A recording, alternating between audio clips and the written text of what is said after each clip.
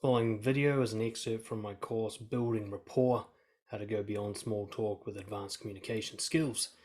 If you're interested in learning more about the course or seeing the full version of this video, check out the link in the description or comments below. Talked a lot about building rapport and building conversation skills. Now we're going to talk about how to end things. This video is about the art of ending a conversation gracefully. It can seem very hard in certain cultures especially to end things without seeming to be so-called rude. But this fear must be faced and it must be overcome. You must take the risk of being seen as rude. Because if you stay in a conversation longer than you really want to, you're now being fake and you now risk undoing some of the good work that had happened before. Part of a healthy conversation is knowing when to cut it off this time so that it doesn't get burned out. And if you make them end it out of sheer necessity because you won't, they're going to resent you and that's going to be their final memory of talking to you. You got to understand this isn't necessarily a rejection. We'll talk about rejection in the next one. This is just about a closure of this session, right? This moment in time of our ongoing relationship is coming to an end. There's nothing wrong with doing that. There's nothing bad about doing that. It's actually very healthy. Food can taste great, but you still get full. It can be your favorite song to listen to, but at some point you need silence. You've got to get over the idea that there's something wrong with having had enough socializing. Nobody, not even the most extroverted extrovert, wants endless socializing. And if you're introverted or you're on the autistic spectrum or something like that, you're going to want even less than that. So there's nothing wrong with saying, this is enough for me right now. It's actually a way of preserving your enjoyment of socializing. If you end it before you've had too much, you'll be more enthusiastic about having more later. You'll enjoy it more. If you get into a conversation worrying about when it's going to end, it's going to kill the conversation for you. So if you know that you're good at ending things and that you end them before you've had too much, you don't need to worry or lose focus during the conversation. So like being full of food, you've got to understand this is not an insult to the person you're talking to. You're not saying, I've had enough of you forever. You're saying, I've had enough of socializing right now, and that's not personal. Now, if they take it personally, well, that's on their side of the fence. That's their problem. They're going to have to deal with it. But you can't manage that problem for them. Now, you might be thinking I'm going on and on about the mindset about this, and that's because the practical is actually very simple. You just be directly honest about wanting things to end. That's it. There isn't some magic way to end a conversation that gets all the best possible outcomes and so on, or at least not one that's better than just saying, I've had enough right now. You got to think long term. Think about becoming known as the person who just ends things when they've had enough. This is how you get past being judged as rude or inappropriate culturally or whatever. Is eventually they're like, oh yeah, when Dan wants to leave, he just leaves. I had a friend when I was growing up, a guy named Nick, and he was the only person who would do this. We'd be mid-conversation, and he'd just be like, right, I've had enough of you guys, I'm out, and he'd just leave. And we knew him like that. He was just the guy who did that. So after he did it a few times, he was fully accepted as the guy who did that. Even though nobody else did this, even though on paper it was socially unacceptable, Nick got a pass because he always did that. And we'd always see him again later, so we knew it wasn't personal. We knew it was nothing to do with us. It's just when he's had enough, he goes. If you become known as that person, then the judgments and the negative reactions ease up and you get a pass. You get allowed to do something that's socially inappropriate. The key is to be direct, be concise, be unapologetic, and make it about you. And what I mean by that is direct is there's no doubt about what you're saying.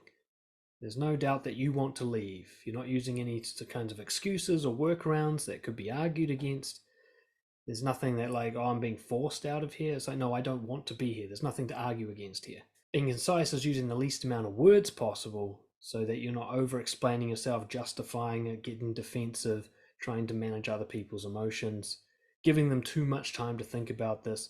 In fact, when you over-explain yourself and justify yourself, the person will start to suspect that there's something they should be taking personally. When you're clean and concise, they'll think, oh, it's just about him. You can feel it when someone's trying to manage you, trying to manage your reaction. Look, I've got to go, I'm so sorry, but I've got this thing, blah, blah. And like, why are you explaining this to me? Do you think I'm weak? Do you think I'm fragile? Are you hiding something? Is this really about me? Right? But when a person's just like, right, I've had enough, I've got to go, I'll see you next time. You don't really have much to work with. You don't have something you can turn into something it's not and catastrophize. Being unapologetic is how you start setting the frame that this is okay to do. If you're like, sorry guys, I've got to shoot off now, what you're saying is it's not okay for me to leave right now. When you're like, all right guys, I've had enough, I'll see you next time, all right? And there's no sense that you're doing anything wrong, they will feel that you're doing something right. They'll assume, hey, if he's like this about it, it must be the right thing to do. And that kind of skeptical, questioning, suspicious paranoia won't come over them. When I say make it about you, you speak about why you want to leave for your own sake, as opposed to blaming it on anyone else or anything else. That being said, we'll talk in the next video about how to reject a person because they're not right for you and it is about them. But when you make it about you, it's about saying like, I'm tired, I've had enough, I can't handle any more music. Whatever it is, it's about you. I find that people generally accept whatever it is you're going to do if you show that it's your own preference, tendencies, personality traits that are causing this, and you don't place the blame on anyone else. So let's say everybody's talking all night long and you're going to leave even though they clearly want to keep talking. You can say, look, I've reached the limit of talking that I can handle today. You guys carry on without me. Right? You don't say you guys talk too much, because that's not actually true. They seem to be fine with the level of talking. You're the one that can't handle this much talking. So you speak about it like that. You know, say, oh, the music's too loud here. You say, I've had my fill of music for today. I can't handle anymore. I'm overstimulated. Or like, that's about as much dancing as I can handle in one night. Rather than like, you guys are dancing too much, right? So you make it about yourself. It's far less likely to be taken personally, and it's actually more accurate.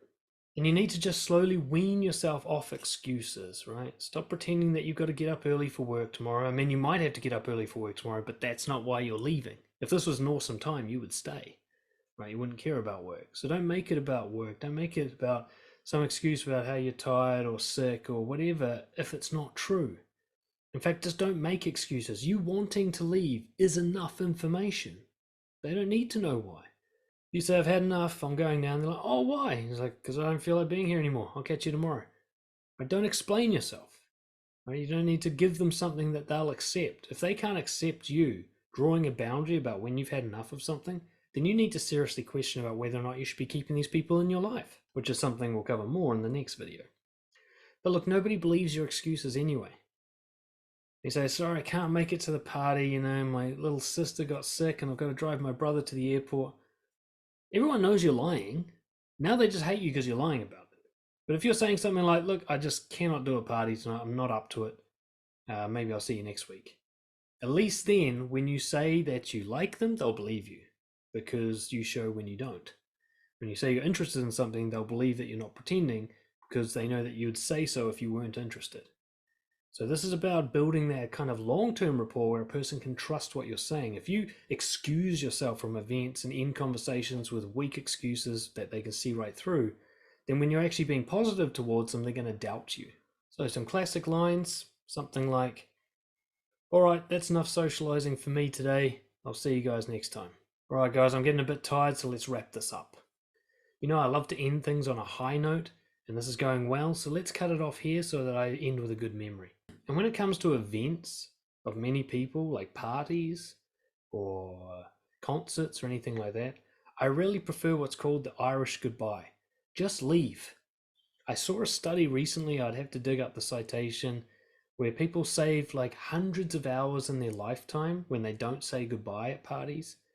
Because when you add up all the minutes of dragging it out and making sure you've given everyone the right amount of goodbye that matches their status level and so on, you know, you just waste days and days of your life doing this. And nobody would notice if you just walked out anyway. And even if they did notice, they're not going to hold it against you. So I generally just back out like a secret agent when I'm done at a major social event, because the going around saying goodbye to everyone thing, that's just people pleasing. And it's also, there's something kind of disingenuous. It's like I'm never going to see them again. Why do I need to say goodbye? It's like going silent in a conversation. You're going to speak again later. You wouldn't say like, okay, I'm going to go quiet for now. Sorry, I'll come back later. It's like, just be silent. Right? It's the same thing leaving an event. You can just go, well, I guess I'm done now, so I'm out. I don't need to explain this to anyone. They'll survive without me. There's plenty of other people here. It's really only in a one-to-one environment that you need to let someone know you're going. Right? So your date doesn't come back from the toilet to an empty table. If you liked what you saw in this video and you want more support to develop your social skills, get in touch, dan@brojo.org, and we'll talk about coaching.